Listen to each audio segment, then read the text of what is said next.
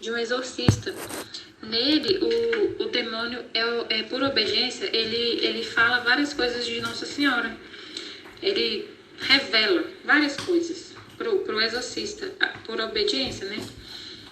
E aí eu abri o livro, esse livro não estava comigo, eu lembrei dele, eu falei com meu colega para me devolver, porque eu queria ler de novo, porque eu li, mas como eu não tinha essas luzes da Divina Vontade, eu li, mas não tive o mesmo entendimento, né? Aí eu abri numa página que fala sobre o triunfo do Imaculado Coração de Maria. Aí eu vou mandar um áudio para você lendo o capítulo, a parte que ele fala do diabo falando sobre o triunfo do Imaculado Coração de Maria. Que tem a ver com o que a gente está falando, né? Da chama do amor, do triunfo, de Nossa Senhora no Reino da Divina Vontade. Eu vou ler agora para você, peraí.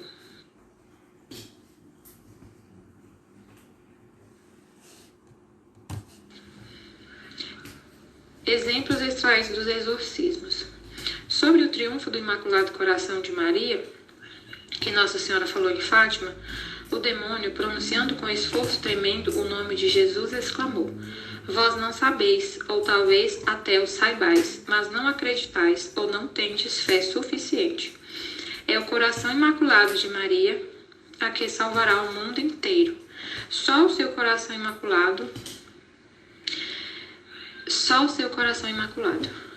A 3 de junho de 2009, começou a dizer em tom de satisfação: 2009, esse exorcismo que ele fez, que o demônio falou, aquela vem falar-vos todos os dias e não acreditais nela, e riu, ou não ouvis. Não ouvis, exclamação de satisfação.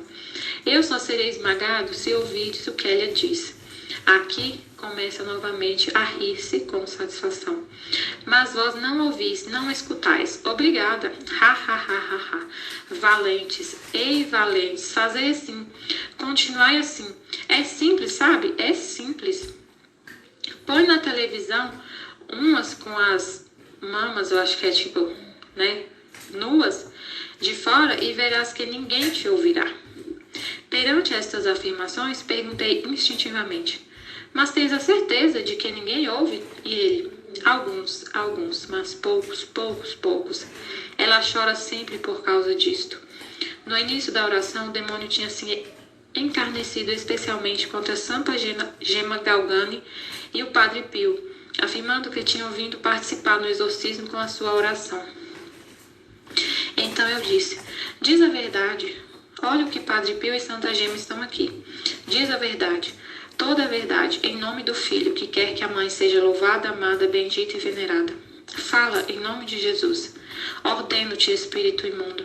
Mal eu disse estas palavras, de repente, como que obrigado por alguém, exclamou berrando: tá bem. Aos poucos, no fim, aquele coração triunfará. Esta última palavra foi tremenda e prolongamente gritada. Depois acrescentou, berrando novamente a última palavra: está escrito, e eu não posso nada. No dia 20 de fevereiro, celebra-se a memória litúrgica dos Beatos São Francisco e Jacinta Marto, os dois pastorinhos de Fátima, a quem com a prima Lúcia apareceu Nossa Senhora por diversas vezes em 1917. Um dia, precisamente a 20 de fevereiro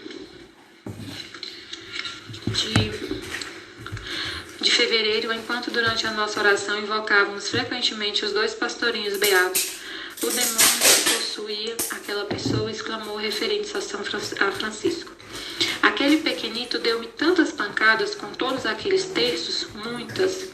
Depois, dirigindo-se à beata Jacinta, fremindo de raiva, disse: e aquela outra, a mais pequenita dos três, foi a pior. Ela é aquela que disse imediatamente sim, leva-me contigo. Faz-me sofrer para que os outros não sofram. Olha só. A Jacinta que se entregou, que disse sim, faça-se, leva-me contigo, faça-me sofrer. Faça-se a sua vontade. Foi o que disse aquela pequena estúpida. Como é que ela sabia? Quem lhe tinha ensinado essas coisas? Era tão transparente que eu não podia desflorá-la, quase tão transparente como aquela outra, Nossa Senhora. Olha o que ele fala. que a Jacinta, ela disse sim. Ela disse faça-se. Nossa Senhora falou para ela sofrer e ela disse sim. Eu sofro em nome de todos. É um filho da divina vontade que sofre em nome de todos. E o demônio falou. Ela era quase transparente, que eu não podia desflorar. Ela era quase transparente como Nossa Senhora. Nossa Senhora que nos forma, né? Que forma os filhos da divina vontade. E o demônio está confirmando o que a gente já sabe. Aqui no livro A Virgem Maria e o Diabo, ele fala, o exorcista explica por que Satanás não quis servir, né? Ele fala que, primeiro ele conta, né, que Jesus e Maria já estavam na mente de Deus antes de tudo, bem antes da criação, de criar o homem, já estava, né, confirmando que a gente já estudou. E aí ele fala assim, ó, é claro que neste projeto de Deus, a Virgem Maria, embora constituída como cada criatura humana, de espírito, de matéria, alma e corpo, é elevada acima dos anjos, que são espíritos puros. Então, a Virgem Maria e nós somos elevados acima dos anjos. Que os anjos são espíritos puros, mas mesmo assim, a Virgem Maria e nós somos elevados acima deles, dos anjos. Pela sua natureza angélica, mais semelhante à de Deus, Espírito Puríssimo, Satanás pretendia que ele competiria a proeminência sobre toda a criação, que Deus conferiu à Virgem Maria. Então, ele ficou com inveja por Deus ter escolhido ela como rainha de toda a criação e não ele. Consequentemente, essa atitude implicava uma contestação decisiva, quer da encarnação do Verbo de Deus, que haveria de assumir a natureza humana inferior à angélica, quer da presença daquela mulher, da qual, encarnado, o Filho de Deus haveria de nascer no tempo. Ela, posta à sua direita, como rainha dos homens e dos anjos, havia de fato sido eleita não só acima das criaturas humanas, mas também das angélicas. O fato de Satanás rejeitar Maria foi uma consequência lógica da rejeição da encarnação. No momento em que a Santíssima Trindade criou os anjos, já sabia que alguns deles haveriam de usar o dom da liberdade para recusar o seu projeto de amor sobre toda a criatura. Voltar-se-iam contra Deus, seu Criador, operando pela destruição da sua criação, que era inteiramente boa, e haveriam de introduzir nela o mal, o sofrimento e a morte. Por isso, desde o princípio da criação, Deus estabeleceu que a encarnação do Verbo também haveria de ser redentora, a fim de salvar as criaturas que haveriam de continuar fiéis a eles. Por isso, enquanto criava, Deus pensava no seu Filho feito homem, isto é, Jesus Cristo, como Redentor, e em sua mãe, cooperadora com o Filho Redentor. O teólogo jesuíta espanhol Francisco Soares, que apresenta a síntese provavelmente mais completa da angeologia e demonologia da Idade Moderna, retomando a opinião do padre da Igreja Lactâncio, segundo o qual o pecado do anjo foi o de inveja, não em relação ao homem, mas em relação ao Filho de Deus feito homem, o Logos. Explica que depois, por esse motivo, Lúcifer haveria de enganar o homem por inveja. Soares afirma que a revolta de Lúcifer e dos outros anjos rebeldes consistiu em não ter aceito o plano que Deus lhes tinha pronunciado, relativo à futura encarnação do Verbo. Esta hipótese teológica fundamenta-se nas seguintes palavras da carta aos Hebreus. Quando Deus introduziu o primogênito no mundo, diz: adorem-no todos os anjos de Deus. De algum modo, Deus haveria de mostrar a todos os anjos a futura imagem do Filho, Deus feito homem, Jesus Cristo, convidando-os a reconhecer nele, desde então, o seu chefe, o autor da sua salvação e o seu legislador. Lúcifer e uma parte dos anjos recusaram-se a adorar um homem inferior a eles por natureza, embora ao mesmo tempo superior, sendo a segunda pessoa da Santíssima Trindade, encarnada. Eles consideraram o projeto divino da encarnação como uma ofensa inaudita à sua dignidade angélica e à sua grandeza na hierarquia dos seres, por isso rejeitaram-no desdenhosamente. Por isso tratou-se de um pecado de soberba que brota, no entanto, do amor desordenado a si mesmo, amor de concupiscência e, simultaneamente, amor da sua própria excelência. De fato, cego pelo amor desordenado de si mesmo e da sua excelência, Lúcifer pretendeu que a união hipostática do Verbo não se fizesse com uma natureza humana, mas sim necessária exclusivamente com a sua natureza angélica. Por isso, quando os anjos foram convidados a reconhecer Cristo feito homem como seu chefe e seu salvador, e a adorá-lo como Deus, Lúcifer opôs-se, presumindo que essa honra deveria ser dada exclusivamente a ele. Na sua rebelião, arrastou os outros anjos, persuadindo-os de que só a ele conviria a dignidade da união hipostática, isto é, a natureza divina deveria unir-se à natureza angélica, e não à humana, como aconteceu em Cristo Senhor. Contra o plano de Deus, ele desejou a união hipostática do Verbo de Deus com a sua própria natureza angélica, porque essa união adquiriria uma proeminência. De fato, considerava que a união hipostática, que era devida a ele e não ao homem, dado que a natureza angélica é superior à humana. Por isso, trata-se de um pecado de soberba e desobediência, a que se seguiu a inveja com relação a Cristo, associada à cólera e ao ódio contra ele e contra o gênero humano, e muitos outros pecados.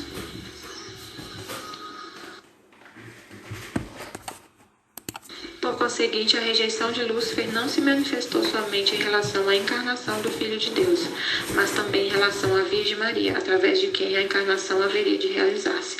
A mística mariana espanhola, a venerável Maria Jesus de Ágreda, na sua famosa obra mística Cidade de Deus, afirma que Lúcifer, por ser a criatura mais luminosa da criação, pensava que estava destinado a ser ele o chefe dos anjos e da humanidade. No entanto, quando compreendeu que não iria ser ele, mas outro, isto é, que o Filho de Deus se faria homem, não só se recusou a adorá-lo e reconhecê-lo como chefe dos anjos e dos homens, como também rejeitou a decisão que Deus lhe havia notificado. Com a encarnação do Verbo, os anjos deviam considerar igualmente superior à mulher, através da qual o Verbo haveria de fazer-se carne.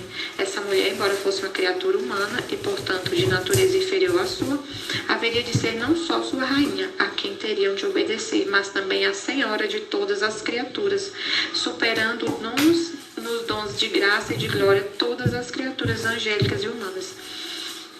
A obedecerem este preceito, os anjos bons aumentariam sua humildade, pela qual não só o acolheram, mas também louvaram o poder e os mistérios do Altíssimo.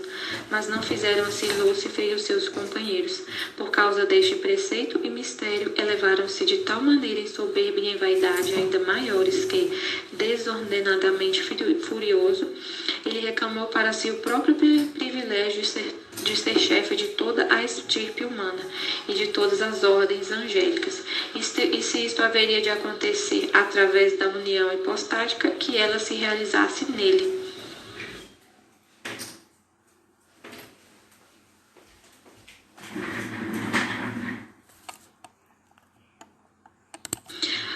Agora o exemplo do exorcismo. Um dia ouvi-os gritar: eu sou Lúcifer, o mais luminoso de todos os anjos do céu.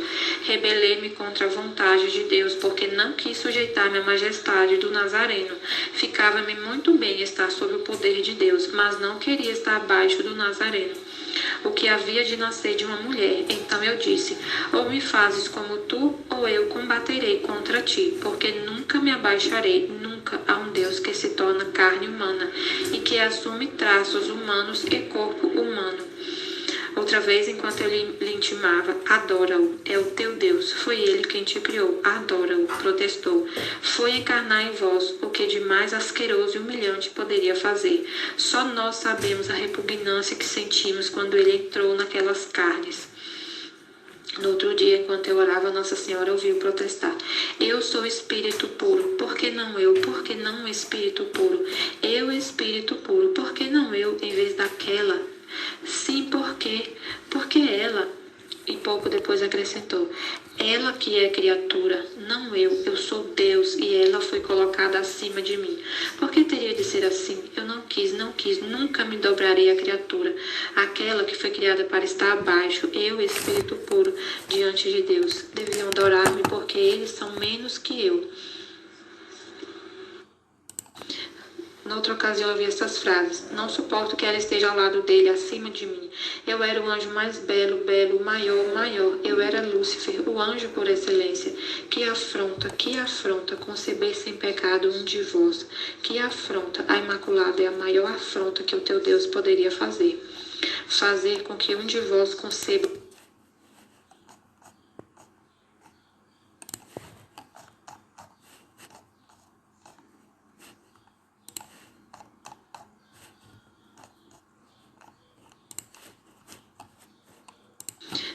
Noutra ocasião eu vi essas frases: não suporto que ela esteja ao lado dele, acima de mim. Eu era o anjo mais belo, belo, o maior. Eu era Lúcifer, o anjo por excelência. Que afronta conceber sem pecado um de vós. Que afronta, a Imaculada é a maior afronta que o teu Deus poderia fazer. Fazer com que um de vós conceba sem aquele pecado que nós tínhamos criado é uma afronta insuportável. Tínhamos marcado todos com o nosso selo, todos menos ela. Não podia ter nos feito isto, um de vós sem pecado, e depois ele que encarna no vosso corpo repugnante feito de vermes. Aqui penso que se referia à decomposição do nosso corpo depois da morte. Por que o fez? Para arruinar-nos? Por que nos humilhou assim tanto? Por que nos humilhou tanto? Outras vezes, em tom depreciativo, manifestou a sua recusa de aceitar que a Virgem Maria tivesse sido colocada acima dele com estas expressões: ela é de carne, eu sou espírito puro, não ela é mais alta do que eu, não, eu sou espírito puro. Noutra ocasião, repetindo em palavras, disse: eu recusei aquele Deus porque a fez a ela. Eu não suportava que ela estivesse ao lado dele. Não suportava que uma criatura humana estivesse acima de mim, porque eu era o anjo mais belo, o maior, o anjo por excelência.